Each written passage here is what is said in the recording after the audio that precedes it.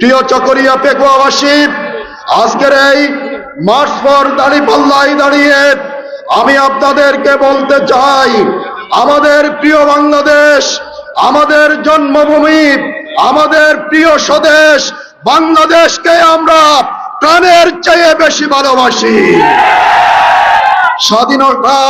স্বাধীনতা উত্তর 5 দশকের বেশি সময় পরেও আপনার এই দেশকে বারবার আধিপত্যবাদের আপনার খপ্পরে পড়তে হয়েছে, মানুষ গোলামির জিঞ্জিরে আবদ্ধ হয়েছিল। আমরা এই বাংলাদেশকে আধিপত্যবাদ মুক্ত, সমৃদ্ধ, স্বাধীন একটি বাংলাদেশে পরিণত করতে চাই। আমাদের এই প্রিয় বাংলাদেশ, আমাদের এই বাংলাদেশে প্রাকৃতিক অনেক সম্পদ রয়েছে, অর্থনৈতিক রিসোর্স রয়েছে, আমাদের আছে সমুদ্র, আমাদের আছে পাহাড়, আমাদের নদী আছে, আমাদের প্রাকৃতিক গ্যাস আছে, আমাদের লবণ আছে, আমাদের চিংড়ি আছে, আমাদের গার্মেন্টস আছে, আমাদের ম্যান পাওয়ার আছে, আমাদের অনেক অর্থনৈতিক প্রাকৃতিক সম্পদ থাকার পরও স্বাধীনতা উত্তর 5 দশকের বেশি সময় অতিবাহিত হওয়ার পরও এদেশের মানুষ তার মৌলিক অধিকার পায় না। এদেশে ন্যায় বিচার কি প্রতিষ্ঠিত হয়েছে? এদেশের মানুষ ন্যায় বিচার পায়?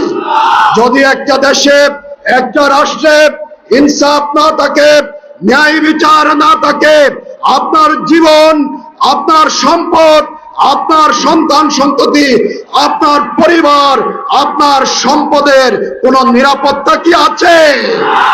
প্রিয় ভাইয়েরা আমার, আমাদের এই দেশে আপনারা জানেন মানুষের যে মৌলিক অধিকার, শিক্ষা, চিকিৎসা, খাদ্য, বস্ত্র, বাসস্থান কোনোটাই নিশ্চিত হয়নি। আপনারা কি আপনাদের সন্তানদের বিনামূল্যে পড়ালেখা করাতে পারেন? বিনামূল্যে চিকিৎসা পান? অথচ রাষ্ট্রের নাগরিকেরা বিনামূল্যে চিকিৎসা পাওয়া তাদের অধিকার।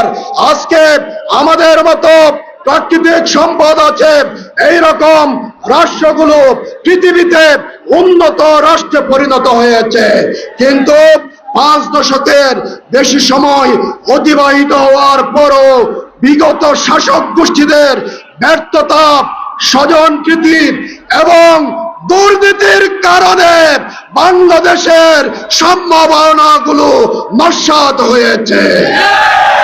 প্রিয় ভাইয়েরা আমার, আজকে আপনাদের এই মার্চ ফর দাঁড়িপাল্লায় দাঁড়িয়ে আমি বলতে চাই, বাংলাদেশ জামাত ইসলামের নেতৃত্বে আজকে তাই মানুষ পরিবর্তনের একটা স্বপ্ন বুনছে, পরিবর্তনের স্বপ্ন দেখছে।